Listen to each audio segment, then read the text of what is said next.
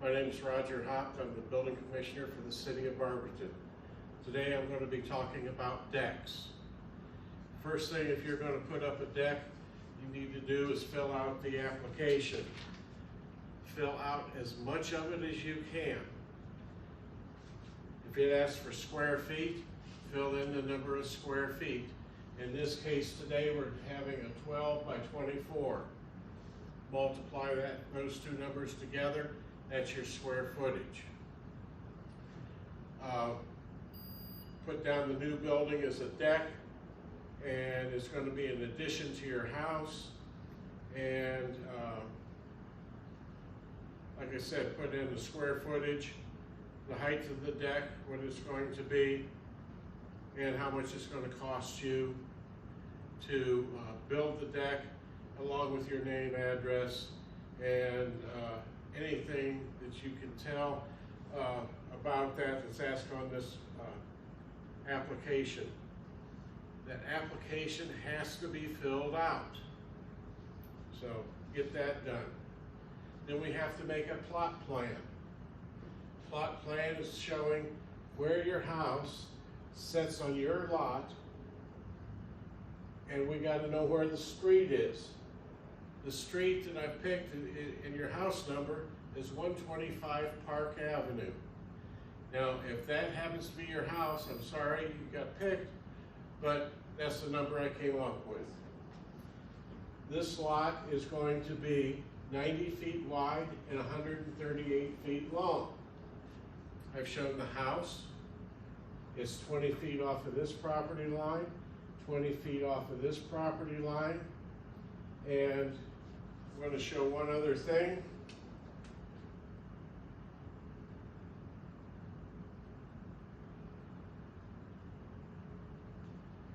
My north arrow. That way we know which side of the street you're on, but that is something that needs to be there. Your size of your house, I picked 50 feet wide, 30 feet deep. We're going to build a 12 by 24 deck, and that leaves us 56 feet in the backyard. Give all those measurements. That way we know. This will get you through to zoning. Zoning, the first thing I have to do is go to table 1140, D as in dog, and see about decks. They are not allowed in an interior side yard, a corner side, or a front yard. So it has to be in a rear yard. If you want it in the rear yard, and evidently we do, because we've said this is the existing house and here is the new deck. So we've said all that in that one picture. We've given the location, and it happens to meet the zoning requirements. That got you past that. The next thing is on the website there at www.cityofbarberton.com. There is a video on how to get to the Board of Building Standards, Residential Code of Ohio, and then how to navigate that to get to everything you ever wanted to know, plus about decks. So everybody knows what I want on a plot plan. Now we're going to get to drawing a deck. Everything that I wanted to know, it isn't that I need to know, the Board of Building Standards says that I have to have this information. So, we're going to start. The first thing you do is you need a straight edge. I'm using a yardstick because I've got a big piece of paper here.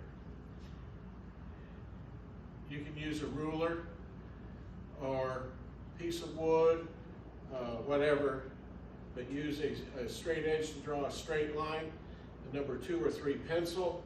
That way you can erase any mistakes. I have put here's our existing house, and this happens to be the back of it. So we're going to make a deck.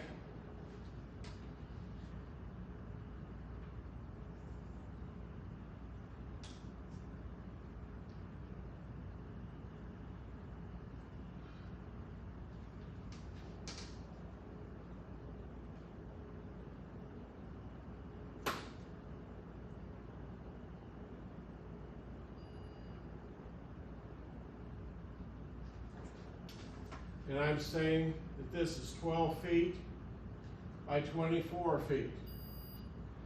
Everything has to be labeled. Tell me everything.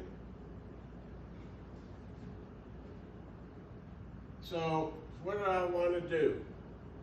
Well, I need to have posts. So what am I going to do?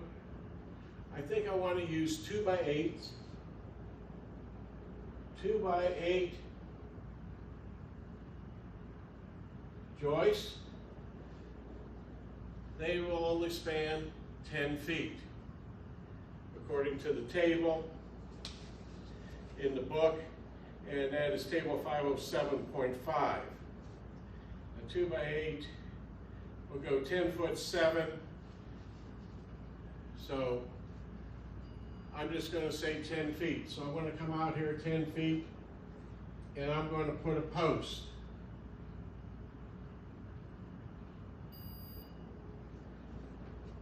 And I might as well put one on the other side because that's going to be needed. We can only span, the post span is also in here in another table. The max is 8 feet. So I have 0, 8, 16, and of course the end is 24. There are my posts.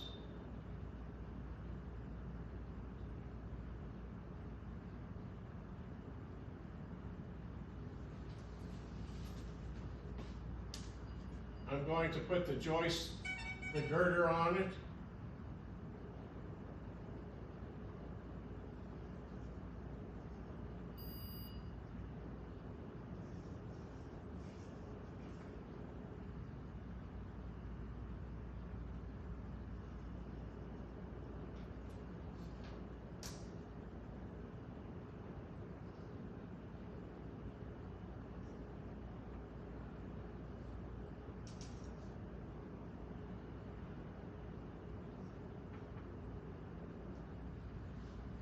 I've came 10 feet to the bearing point and 2 foot overhang. This is allowed. The side overhang, if you decide to have it, it's in the book. It's a mathematical equation. The spacing of the posts divided by 4. So that's what it would be. But I'm trying to make this simple. So I can span my 10 feet, use a 2 by 8. The outside, this rim here, can be a 2 by 8. You label it.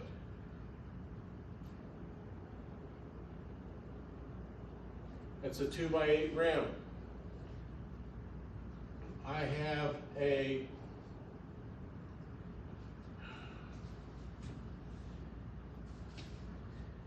it doesn't do well to get old.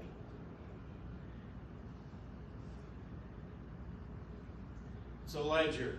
My ledger is back here against the house. You have to remove the siding. The ledger goes directly to the wood of the house or the block or whatever's there. So that gets bolted on. There's instructions on how to bolt it in the code book. I'm not going to get into it. There's 2 pages about it. It is figure 507.9.1.3 parenthesis 1 and parenthesis 2. This will require flashing. We want to protect the house from it being wet. So we're going to put a ledger on.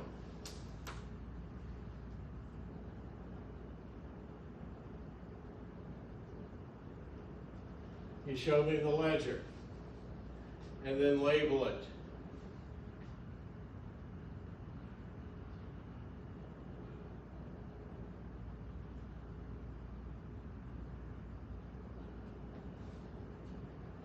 We're going to put joists on now.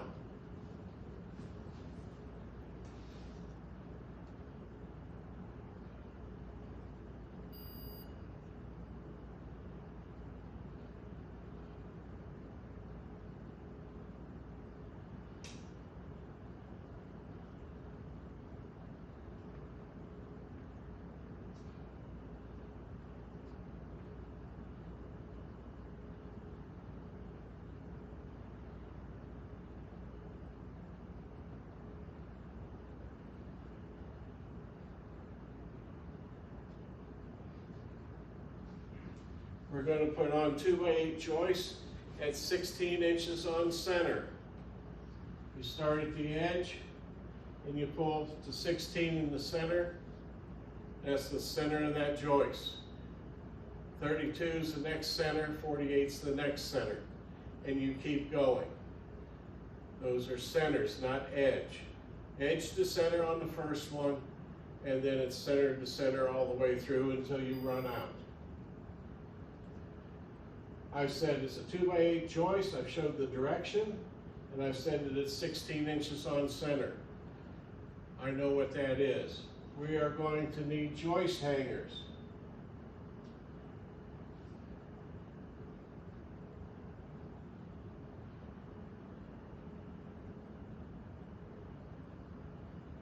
Joist hangers go on the ledger board.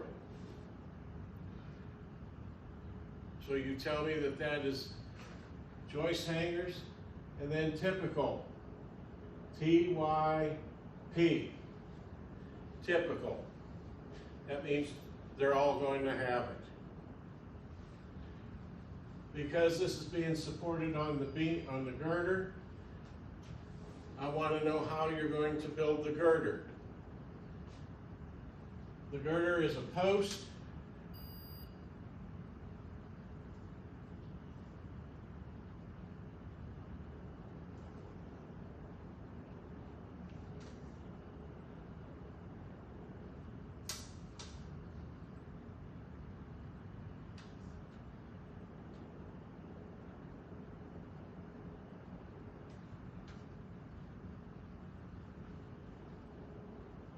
Here's a 4x4 post. Here's your girder.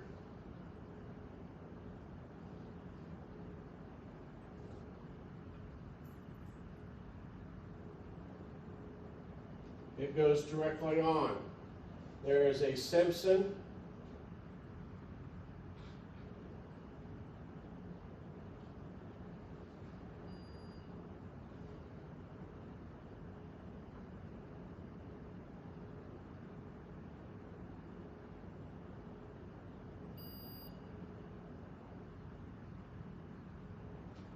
Simpson strong tie bracket that you can get, and it holds that in place. That bracket has to be there. You cannot toenail it. It goes in a bracket. If you decide to go this way, that's fine. If you decide to use 4x6s,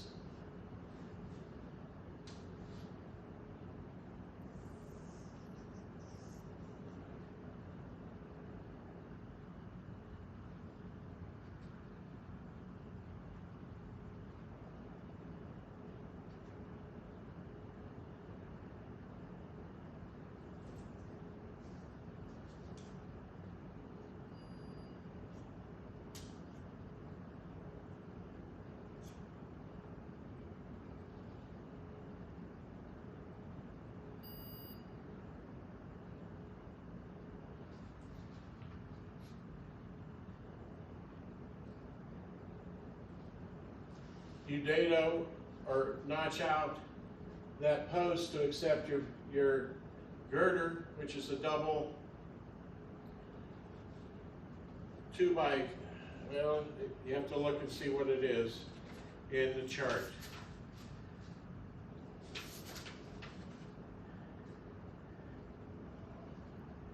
beams, double 2x10, will go 9 feet, 2x8. We can use a double 2x8. So again, this is a double 2x8, and then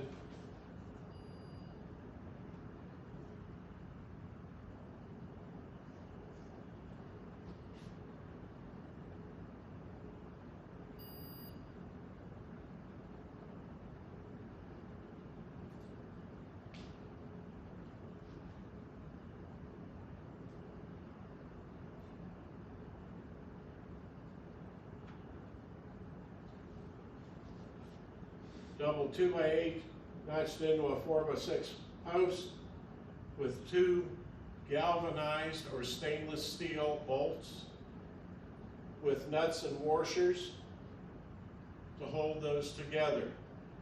That is the only way that it's approved. If you decide you want to clamp it to each, bolt it one on each side, and relying on the shear strength of the bolts, it doesn't work anymore. This is the book will show you the diagram as to how it's to be built today. So there we've got all the framing done. Let's make it where you're going to take and you want to have this just a 10-foot deck, and you don't want to be with our joists on top.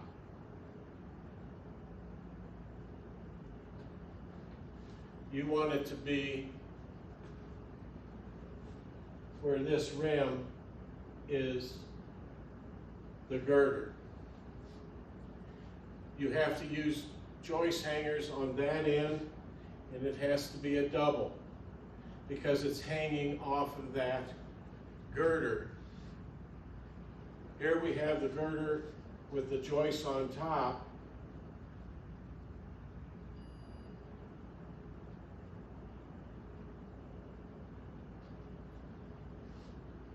And the other way is we're butting into the side. Here, it has to be a double.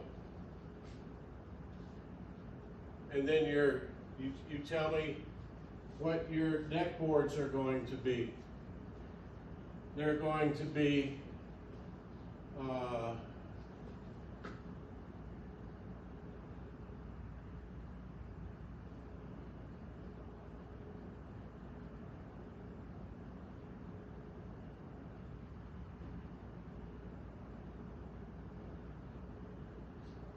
5/4 by 6 is allowed, or you can go to a composite material. It has to be rated, and I need the rating of what that composite material has to be for your joist spacing. It could be 16 inches on center, it could be 12 inches on center. Don't make it 16 on center and have a deck space where your deck has to be at 12 inches on center. You have to show me that. One thing I forgot to show you is right there in the beginning. How about a footer? I want to know about your footer or your post hole.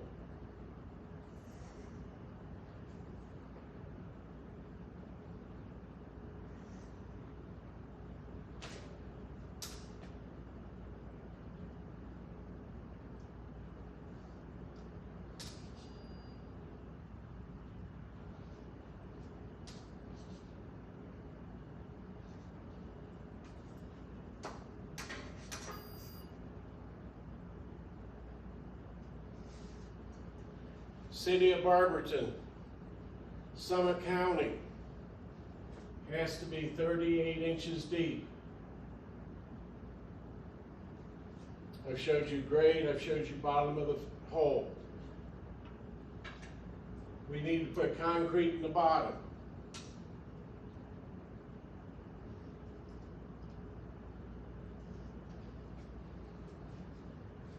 There's the concrete in the bottom. The book will tell you exactly how much you need, 6 or 8 inches. You let that dry before you set your post on it. Then your post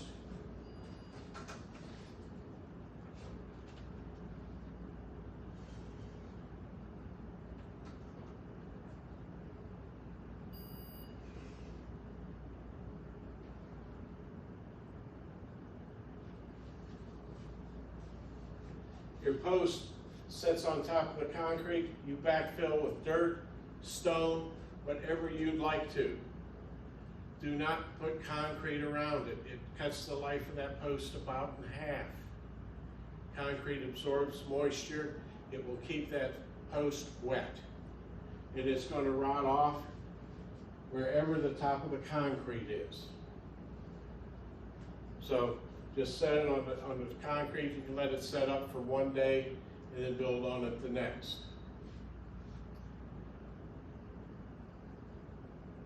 I believe I've covered everything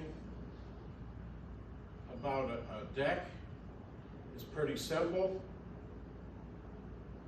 If you're going to have a railing on your deck, you need to show me the railing. Let's see, let me make a railing drawing.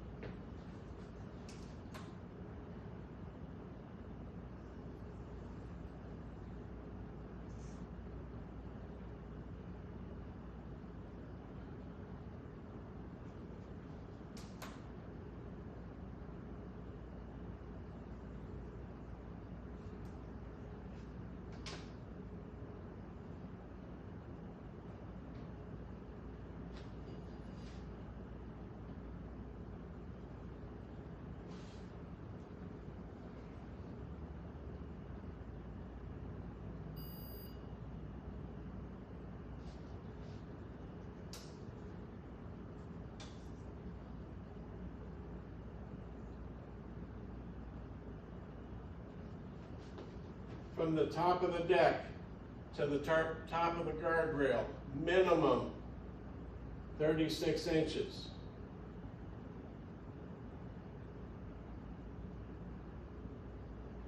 The spacing between the bottom rail and the deck is 4 inches.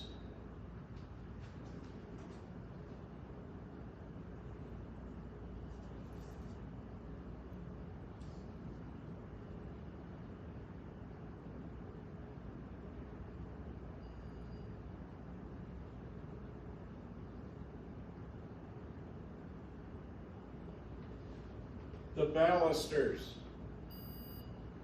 minimum, or maximum rather, is 4 inches. A lot of people, they just take a 2x4 as a spacer, 3.5 inches, and put it between them. No bigger than 4 inches. This railing has to withstand a force of 200 pounds. So whenever we come to inspect, we put our weight into it and see what that railing does. Should it not give, it passes. If it holds us. If it doesn't, it fails. Steps going up, maximum rise is 8 1/4. Tread depth is 11 inches. That does not include the nosing.